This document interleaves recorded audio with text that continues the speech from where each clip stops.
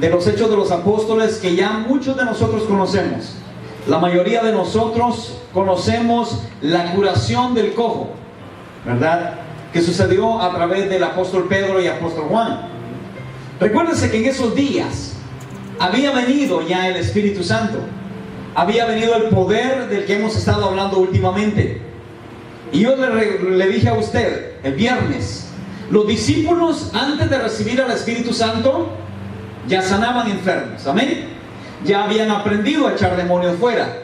Había muchas cosas que ellos ya podían hacer sin la necesidad de que el Espíritu Santo estuviera sobre ellos. Pero ¿qué dijimos? Que Jesús dijo, recibirán poder, ¿para qué? Para ser testigos de mí. Esa es la cualidad más fuerte que tiene el Espíritu Santo. El Espíritu Santo no es únicamente anhelado en un lugar para que haya sanidad y milagros. No hay únicamente para que haya unción. El Espíritu Santo está para que nosotros seamos empoderados para hablar de Jesucristo. Si usted se da cuenta, el apóstol Pablo nunca habló de nadie más sino de Jesucristo. El Espíritu Santo lo había tocado. Los discípulos, cuando fueron llenos del Espíritu Santo en aquel día de Pentecostés, no hablaban del Espíritu Santo directamente. ¿Hablaban de quién? Fueron empoderados literalmente para ser testigos y hablar de Jesús. A partir del verso 1 del capítulo 3 del libro de Hechos, dice: Pedro y Juan subían juntos al templo a la hora novena, que era la hora de la oración. Y en ese momento era traído un hombre que era cojo de nacimiento. Así había nacido. A quien ponían, ¿cuándo? Cada día a la puerta del templo que se llama La Hermosa, para que pidiese limosna. ¿De quiénes? De los que entraban en el templo.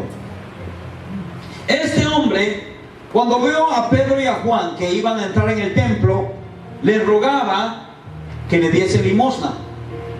Pedro, con Juan, fijando, dice, en él los ojos, le dijo: míranos. Y entonces el hombre los vio atento, esperando recibir algo de ellos. Mas Pedro dijo: no tengo plata ni oro, pero lo que tengo te doy. En el nombre de Jesucristo de Nazaret, levántate y anda. Gloria a Dios. Verso 7: y tomándole por la mano derecha, le levantó, y al momento se le afirmaron los pies y los tobillos. Y saltando, dice que el hombre se puso en pie y anduvo, y entró con ellos al templo, andando, saltando y alabando a Dios. Y todo el pueblo le vio andar y alabar a Dios. Y le reconocían que era él el que se sentaba a pedir limosna a la puerta del templo La Hermosa. Y se llenaron de asombro y espanto por lo que había sucedido. Aquí estamos viendo una parte bien poderosa, porque la palabra de Dios nos enseña que a partir del capítulo 2, que es donde viene la promesa del Espíritu Santo, hasta ese momento Pedro no había predicado, Pedro había evangelizado. Pero dice la palabra de Dios que cuando es empoderado, 3,000 personas reciben la palabra en un solo momento, en un solo día. Y más allá, cuando van, como era de rutina, ir al templo, ahora se encuentran con un hombre que dice su palabra que desde que era niño había nacido, de nacimiento, había nacido cojo, dependía de alguien, no podía valerse por sí mismo. Iba al lugar donde se adoraba a Dios, pero hasta ese momento todavía no había poder. No había alguien que manifestase la gloria y el poder de Dios. Pero vea la diferencia cuando alguien sabe lo que tiene. Cuando no solamente especulamos o queremos convencernos. La palabra de Dios nos dice que el mismo Espíritu Santo nos da a nosotros seguridad de que somos hijos de Dios. Estos hombres dice que fueron, y el hombre esperando una limosna, esperando algo que saciara su necesidad únicamente, tal vez para un día, un par de días. Y ellos no tenían dinero.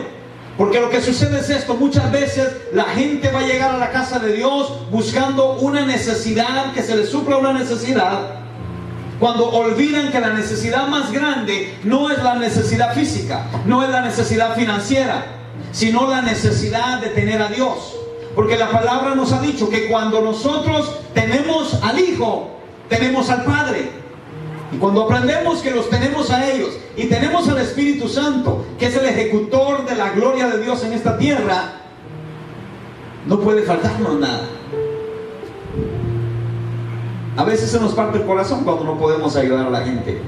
A veces vemos la necesidad y decimos: quisiéramos tener suficiente dinero, pero aunque así lo tuviésemos, podríamos saciar la necesidad por un momento. Y la gente seguiría dependiendo y dependiendo. Y esto es lo que había sucedido con este hombre. Por muchos años estaba sentado a la puerta del templo. No escuchaba la palabra, no entraba. Porque para él lo más importante no era conocer de la palabra de Dios. Para él lo más importante era saciar su necesidad. Y por eso es que se quedaba ahí. Dice la palabra de Dios que cuando fue sano, entonces se levantó y saltando entró al templo y alababa a Dios. ¿Por qué no entraba al templo? ¿Por qué no entraba? Y ya tal vez, qué sé yo, unos 10 minutos antes de que terminara, salía para que lo pusieran. Hemos visto gente que ha entrado a esta iglesia, americanos más que todo, y vienen únicamente viendo que se les resuelva una necesidad financiera. Y a veces solo vienen un momento y si ven que no hay tiempo suficiente, prefieren irse. Otros ya más o menos saben la hora que el servicio va a terminar y vienen a esa hora. Y aunque podamos, como decía, ayudarlos temporalmente, nada cambia dentro de su espíritu. Ahora, lo más importante de este mensaje es que lo que ellos hicieron ese día fue notorio a toda la gente que estaba en el templo. Porque el hombre entró. Imagínense, usted ve que hay un hombre paralítico que todos los domingos o los viernes que venimos al servicio está ahí en el parqueo. Está pidiéndole dinero. Usted ya lo conoce por nombre, de rostro y de todo. Y de repente lo ve que ahora entra caminando. ¿Por qué? Porque dice la palabra de Dios que los tobillos y los pies se le enderezaron, tomaron fortaleza. Y ahora el hombre caminaba normal. Y ahora vino a alabar a Dios. Y empezó entonces el murmullo. Empezó la gente a preguntarse qué había sucedido ese día. Nadie conocía, además de los discípulos de Jesús, que era la presencia del Espíritu Santo la que estaba haciendo la diferencia. Por eso yo le dije hace un momento, cuando la presencia de Dios llega a un lugar, cosas van a suceder, aun cuando no haya fe. Porque ese hombre no tenía fe. Nadie puede negar el hecho de que no tenía fe. ¿Por qué no tenía fe? En primer lugar, porque eran muchos años de estar en un templo y no había pasado nada. Nadie en ese templo le había podido dar un milagro que lo librase de su tristeza. Dice por ahí un corito que con la sombra de Pedro se sanaban los enfermos, ¿verdad? Pero cuando entendemos qué dice que no era la sombra, tampoco era Pedro, porque ningún hombre puede reclamar el privilegio de decir de que tiene poderes de sanidad. Dice, no era la sombra, tampoco era Pedro, era la presencia de Dios. Cuando la presencia de Dios llega a un lugar, como le dije anteriormente, no nos tenemos que preocupar de números, no nos tenemos que preocupar de estrategias humanas. Cuando la presencia de Dios llega a un lugar, va a ser notorio, va a ser notorio. Hemos recordado cómo en los días de Jesús, aunque el Espíritu Santo no estaba permanentemente en la tierra, pero estaba con Jesús, porque era la obra redentora para el hombre, pero también la obra de poder de Dios sobre su Hijo. Y usted sabe que cuando Jesús empezó a sanar enfermos, cuando Jesús reprendió demonios o liberó mucha gente, ¿qué sucedió? Nadie pudo quedarse callado. Aunque Jesús decía, no hagan bulla, no digan nada, quédenselo para ustedes, únicamente para su familia, la gente no podía callarse. Y se conocían de pueblo en pueblo, de ciudad en ciudad. Y no contábamos con los medios de comunicación de ahora. No había teléfono, no había telégrafo, no había nada. Lo único tal vez podían haber eran cartas en ese tiempo, mensajeros, y lo que nunca falta, chismosos, ¿verdad? Eso sí se lo llevaban de mensaje en mensaje, y eso era más fácil. Esa es la forma que las noticias pueden viajar un poquito más rápido, a través de los hermanos comunicadores. Pero algo que vemos esto es que de una u otra manera el pueblo sabía que Jesús estaba en la ciudad. La gente sabía que Jesús estaba haciendo cosas maravillosas. Entonces, en medio de la misma iglesia, vamos a ponerlo de esa manera, en medio de la misma iglesia se levanta el revuelo de decir, ¿qué es lo que está pasando acá? ¿Quiénes son estos hombres? Y a partir del verso 11 dice, y teniendo, dice, tomados a Pedro y a Juan, el cojo que había sido sanado, todo el pueblo atónito concurrió a ellos al pórtico que se llamaba de Salomón. Viendo esto, Pedro respondió al pueblo, varones israelitas, ¿por qué se maravillan de esto? ¿O por qué ponen los ojos en nosotros como si con nuestra propia virtud o piedad hubiésemos hecho andar a este hombre? Aquí es donde empieza la convicción de lo que Dios hace en la vida del hombre.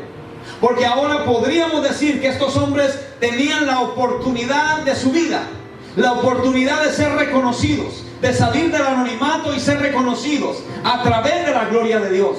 Pero ahí es donde vemos donde dice que la gloria le pertenece únicamente a Dios y nadie puede robársela. Pero ahora vea, aquí es donde viene la parte fuerte. Porque ellos vienen y le dicen, ¿por qué se maravillan de esto? Para ellos no era nada de asombrarse. ¿Por qué? Porque ya lo hacían. No era el primer el enfermo por el cual ellos oraban o declaraban una palabra y eran sanos. Ya lo habían hecho antes. Ya habían reprendido demonios y habían salido fuera. Así que para ellos esto era algo normal. Pero la pregunta, el concepto era para los israelitas. ¿Por qué ustedes se sorprenden de estas cosas? ¿O por qué ponen los ojos en nosotros, como si fuésemos nosotros? ¿Qué es lo que normalmente el hombre hace? Alguien hace un milagro y le damos, vamos a decir, un 30% la gloria a Dios. Y el 70% se lo damos al hombre. El 70% asumimos que es el hombre. Y decimos, es que es el varón de Dios, pastor, ¿verdad? Entre que ore él por mí y que ore otra persona, yo quiero que ore él por mí. Y de alguna manera empezamos a asumir que es la unción que esta persona tiene, la relación que puede tener con Dios. Pueden haber muchos conceptos, pero Dios dice que Él no comparte su gloria con nadie, ni con sus mismos vasos. Por eso es que yo tengo que reconocer el hombre, obviamente, que Dios utiliza, pero tengo que estar consciente que es la presencia misma de Dios. Dice más adelante en el siguiente verso, verso 13, y le dice, el Dios de Abraham y de Isaac y de Jacob, el Dios de nuestros padres, oiga, ¿qué dice? Ha glorificado a su Hijo Jesús, al cual ustedes no solamente entregaron, no solamente negaron delante de Pilato, juzgando al que había de ser suelto. Verso 14, ¿qué le dice? Mas ustedes negaron al santo y al justo y pidieron que se les diera un homicida. ¿De qué está hablando? Está hablando del día en que Jesús estaba siendo enjuiciado. Como aún en manos de los romanos, Poncio Pilato no había encontrado ninguna razón digna de muerte para que Jesús fuese ejecutado. Aún así, el pueblo se había puesto en una actitud negativa. Y cuando por tradición romana se liberaba a un prisionero, el pueblo israelita prefirió que un homicida, un criminal, fuese soltado, fuese puesto en libertad, y que Jesús no solamente tomara lugar en la cárcel, sino también que fuese crucificado. Verso 15. Y mataron al autor de la vida. ¿A quién le está hablando? Aquellos que salieron corriendo por lo que estaba sucediendo del milagro. Aquellos que se sorprendieron y dijeron, queremos ver qué es lo que está pasando, queremos conocer. Pero ahora viene, por decirlo de alguna manera, el reproche de los discípulos. De decir, todo esto que ustedes están viendo siempre estuvo delante de ustedes cuando Jesús estaba en la tierra, cuando Él predicaba, cuando Él enseñaba. Ustedes, tal vez algunos de ustedes fueron parte de aquellos discípulos que anduvieron con Él, pero que de repente sintieron que la palabra era muy fuerte y decidieron irse y decidieron abandonar a Jesús. Mataron ustedes al autor de la vida, al cual Dios ha resucitado de los muertos, de lo que nosotros somos testigos. Algunas personas, me imagino, que tal vez solamente conocían parte de lo que había sucedido. Y usted sabe que en la iglesia, como dice, ahí es donde viene el redarguir.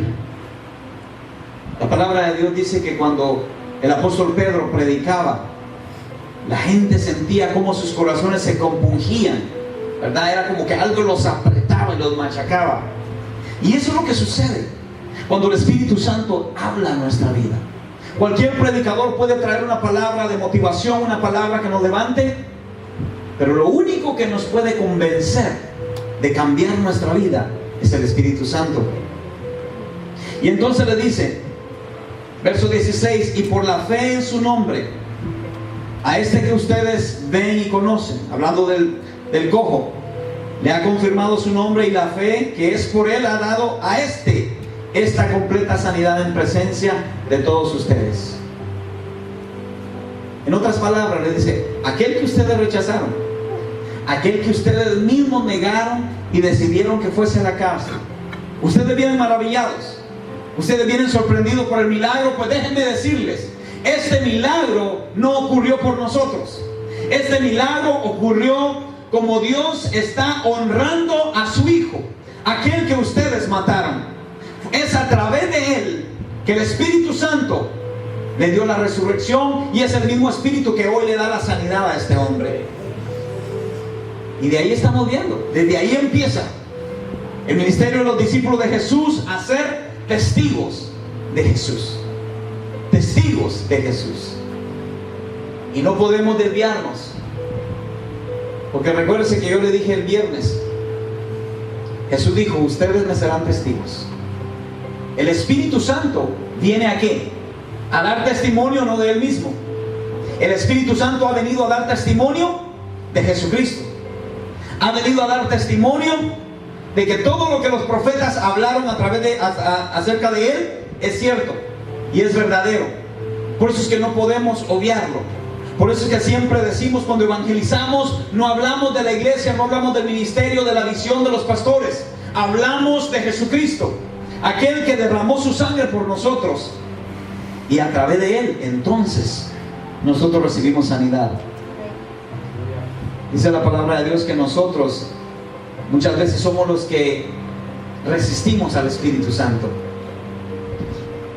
Dice más adelante en el verso 16,